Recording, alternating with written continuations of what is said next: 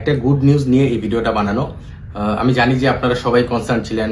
রাজশাহী ওয়ারিয়র্সের বেশ কিছু পাকিস্তানি প্লেয়ার রয়েছে, ন্যাশনাল টিমের প্লেয়ারও রয়েছে, পাশাপাশি পাকিস্তান শ্রীলঙ্কা ম্যাচ, সেই সিরিজটার কারণে হয়তো বা এনওসি পাবে কি পাবে না।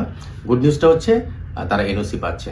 আমরা অলরেডি নওয়াজ, ফারহান, তালাত এই তিনজন আপনারা জানেন যে আমাদের মেইন টিমের প্লেয়ার, পাশাপাশি জাহানদাদ সেও রয়েছে। এই চারজন আমাদের পাকিস্তানি প্লেয়ার অলরেডি রাজশাহী ওয়ারিয়র্সে আছে। এছাড়া অন্যান্য দলেও কিন্তু পাকিস্তানি অনেক প্লেয়ার রয়েছে। স্বাভাবিকভাবে অন্য দলে কি হচ্ছে সেটা বলতে পারবো না, বাট আমাদের টিমের যেটা সেটা আপনাদেরকে আমি আশ্বস্ত করতে চাই যে আমরা তাদের এনওসি ইনশাল্লাহ পেয়ে যাচ্ছি এবং তারা টুর্নামেন্টের শুরু থেকেই থাকবে। 26শে ডিসেম্বর যে টুর্নামেন্ট শুরু হওয়ার কথা, 23শে জানুয়ারি পর্যন্ত পুরো টুর্নামেন্ট জুড়ে তারা এনওসি পাচ্ছে। স্বাভাবিকভাবে এনওসির একটা কন্ট্রাক্টের ব্যাপার থাকে, সবসময় লিখিতই থাকে। এটা যদি ন্যাশনাল ডিউটি অথবা ইনজুরি অথবা যে কোনো কারণে যদি ডোমেস্টিকের খেলার কোনো বিষয় থাকে বা মানে ওই দেশের যদি কোনো রিকোয়ারমেন্ট দরকার হয়, যে কোনো সময় কল করলে তাকে সেখানে জয়েন করতে হবে। তো সেই জায়গা থেকে হয়তো তাদের যদি সিরিজটা কন্টিনিউ করে, সেখানে যদি তারা কল পায় ন্যাশনাল টিমে, তারা সেই ডিউটির জন্য যেতেই হবে। এটা যে কোনো দেশের এনওসি দেওয়ার সময় কন্ট্রাক্ট এভাবে দেওয়া থাকে। সো স্বাভাবিকভাবেই অনেকে আপনারা কনসার্ন ছিলেন যে পাকিস্তানি প্লেয়াররা এনওসি না পেলে কি হবে। আমরা শুরু থেকে এই কমিউনিকেশনটা কন্টিনিউ করছিলাম এবং আলহামদুলিল্লাহ আমরা তাদেরকে পাচ্ছি শুরু থেকেই।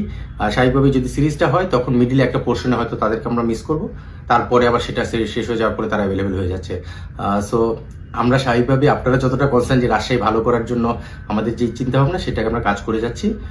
কিছু প্লেয়ারের বিষয়ে আপনারা সাজেস্ট করছেন, আসলে আমরা যে চিন্তা করছি না তা না, আমরাও কমিউনিকেশন করার চেষ্টা করছি বা তাদের ডিল করার চেষ্টা করছি। আপনারা জানেন যে এসএ টি20, বিগ ব্যাশ, পাশাপাশি কিন্তু ওয়েস্ট ইন্ডিজের সিরিজ রয়েছে জানুয়ারিতে, ওয়ার্ল্ড কাপের কাছাকাছি অন্যান্য কিছু দেশেরও অ্যাসাইনমেন্ট আছে।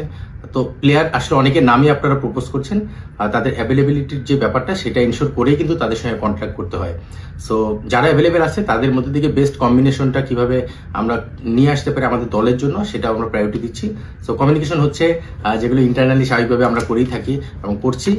সো আমি একটা জিনিস কিন্তু আগের ভিডিও বা সবসময় বলে আসছি যে একদম অফিসিয়ালি সাইন করার আগ পর্যন্ত আমি কোনো নাম মেনশন করতে চাই না।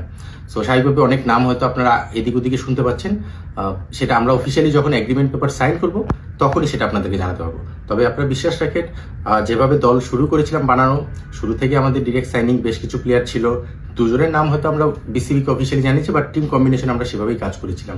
এখনো আইএলের পরে কিছু প্লেয়ারের দিকে আমাদের নজর রয়েছে, আমরা চেষ্টা করছি তারা যদি আসে টিম ব্যালেন্সিংয়ে নিশ্চিতভাবে ভালো ভূমিকা রাখবে। সো সবচেয়ে মজার যেই এবং আনন্দের যে নিউজটা সেটা হলো আমাদের পাকিস্তানি প্লেয়ার দুজন প্রাইম প্লেয়ার রয়েছে যারা ন্যাশনাল টিমে রেগুলার খেলছে, ফারহান এবং নওয়াজ, তারা দুজনই এনওসি পাচ্ছে, অলরেডি পেয়ে গেছে আমি বলতে পারি।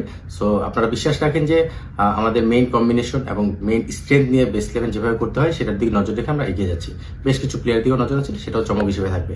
সো সবাই রাজশাহী ওয়ারিয়র্সের জন্য দোয়া করবেন এবং আমাদের জন্য দোয়ার পাশাপাশি আমাদের পাশেও থাকবেন। ধন্যবাদ।